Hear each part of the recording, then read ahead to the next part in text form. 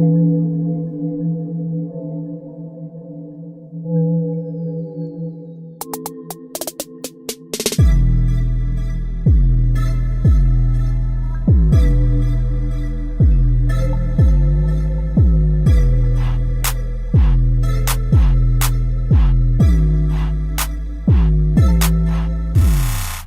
guys, James Beam here from MWA.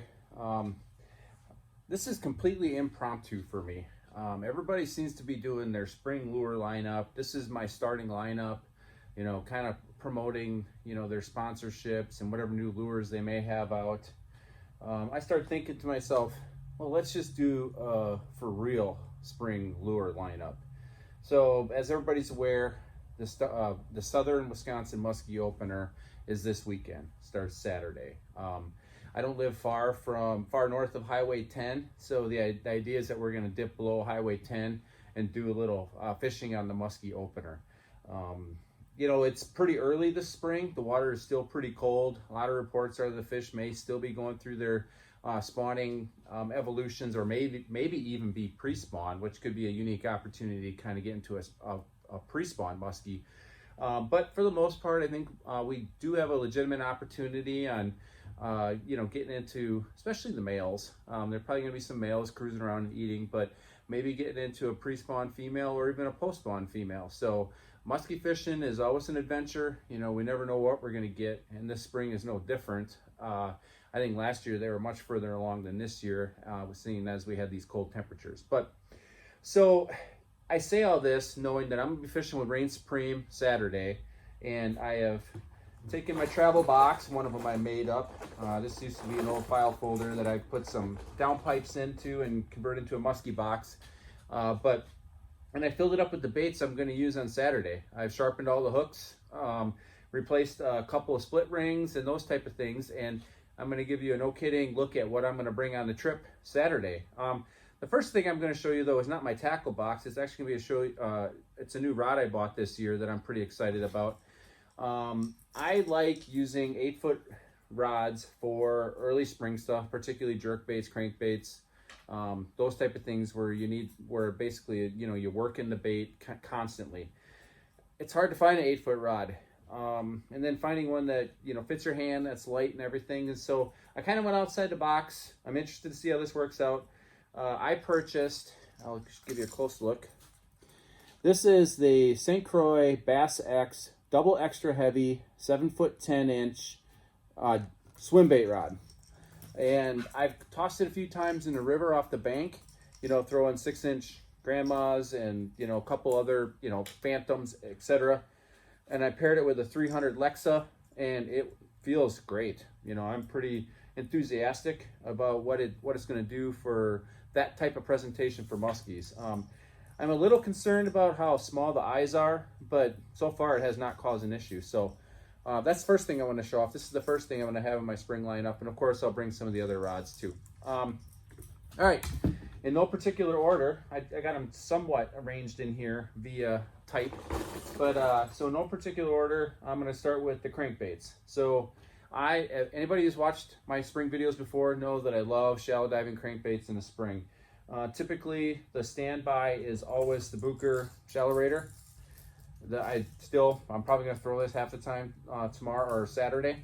But yeah, Shallow Raiders, either the smaller one or this size. I forget exactly what the sizes are, but the baby Shallow Raider and the regular Shallow Raider. This is a regular. I do have some babies too. So these are the two I'm gonna bring for Shallow Raiders. So I got the perch color and then the Crackerjack Tiger color. All right, next is I'm very excited about these. Like I said, twitch baits. This year, Big Game Tackle at the Wausau Muskie Show, they showed up, and they previously had all wood baits. Well, this year they switched to a composite design. It's got the printed circuit board lips, look like they're super durable. Paint jobs are outstanding. And I have thrown these on the river, you know, just trying to see what they would do. And I think these are going to be a ticket. They really kind of suspend and hang out, which is why I like the Shallow Raiders, because they kind of hang out a little bit. But these got real good action. They kind of pause. They do a little bit of a death pause. You know, so these are going to be really key contributors in the spring early for me as well. Speaking of paws, let's hope I can get this out of the box. Managed to pick up, thank you for the Real Deal. He picked me up one of these from the Milwaukee Musky show. Got the 5.5 inch Lee Death Paws minnow. Excited about that one too. I'm gonna throw that a bunch. And one more crankbait to show you, and that's Custom X. Got this small Custom X crankbait. I was really excited about trying this, and these are very buoyant. I like ones that hang out a little bit, so I actually customized this one a little bit, and I drilled 2 holes in the bottom, filled them with lead, epoxied over them. So this one does hang out pretty good. And I put one further in the back because this one had a real strong nose down attitude just because of the metal lip. But by putting the weight further back, it kind of causes it to raise almost head first. So this is going to be a neat addition to the lineup. So those are the crankbaits. Next up is I got the rubber baits, and I'm not gonna lie to you guys. I don't throw a ton of rubber in the spring, but I did bring some. First one, I've had good luck on the whale tails. I like the small ones. I've never even thrown any of the larger ones. I do have a couple, but I haven't thrown them. And I like chartreuse. It's my favorite color for muskies. But you know, this black and chartreuse one I've gotten eaten a couple times, and I do like the whale tails. And the other one I'm gonna be pretty excited about. I got a shallow B2 in like this brown and yellow color, and I think this one's gonna be really good for the bodies of water that I fish as well. So that's those. The only other rubber bait I brought is this Spring Dog with a dozer blade on it. I typically really like these for like Fox River, and I caught one early in the year last year out up north, so I figured why not. This one's got that perchy color to it with a white blade. I just made this dozer blade for it, and so we're going to give that one a shot too. So those are the only 3 rubber baits I brought. I did bring 2 topwater baits. I don't really throw topwater a whole lot in the spring, but you know, you never know. So the 2 I'm going to bring are, has been one of my go-to topwaters, and this is just the Lake X Little Bastard, and then this is the Pose Jackpot, and this is the smaller one. My idea with this Jackpot is that you can work these super slow right over the tops of any emerging weeds, and you know, there may be a throwback or something like that I can maybe encourage a fish to bite on. So that's the idea there. All right, now we're getting into glide baits. So my glider assortment for this spring is going to be kind of one of my old standalones, and that's going to be Hellhound 6-inch squirrely. I had to replace the tail, so I'm gonna try this little black and chartreuse tail. I have given to me by a friend of mine. I got a little 4-inch Phantom I'm gonna try. I got a 5-inch Narcan glider. I'm gonna give that one a go. And then I got 2. If you've seen the river episodes, I really like the Savage Gear joint glide, so I got 2. This one I custom design because the paint came off of it. This one I haven't even thrown yet, but I do like the colors. I think these are going to be the ticket early in the year, just do their subtle swimming action. And that is it for the glide baits. So I'm bringing, what is this, 5 glide baits.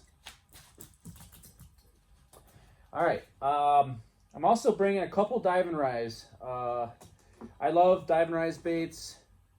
Most of mine are really big in the fall. So I am going to bring a couple of my smaller ones. This one, the Jobster bought for me for my birthday, and I think this is a really nice color. It's just Suic 9-inch with a gold speckled back, orange belly, and it's a weighted version. So I think this is going to do good in the darker water that we fish.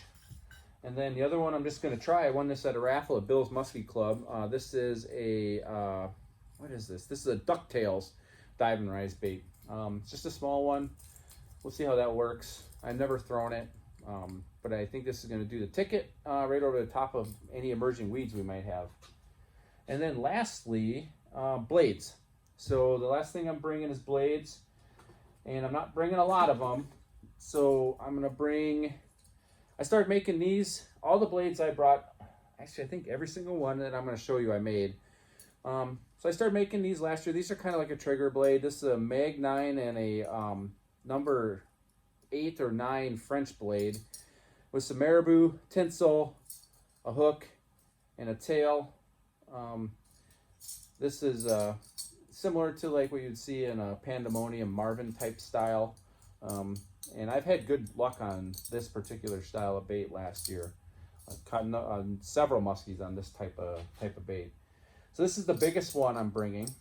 The next biggest one I'm going to bring is similar design, number 8 French blade, single blade though. You know, bucktail. I'll probably throw this one quite a bit actually, if they look like they're going on bucktails. And then I really do step it down in size in the spring sometimes. And I've caught fish on these. These are number 6 French blades. I like French on the signals single blades because they start right away. And then I want to make a correction. This is not a French blade. This is a fluted blade. Sorry. But these are the legitimate French blades. And these little small French blades start immediately. I build them heavy with the same 1/2 ounce weights and everything so you can work them faster.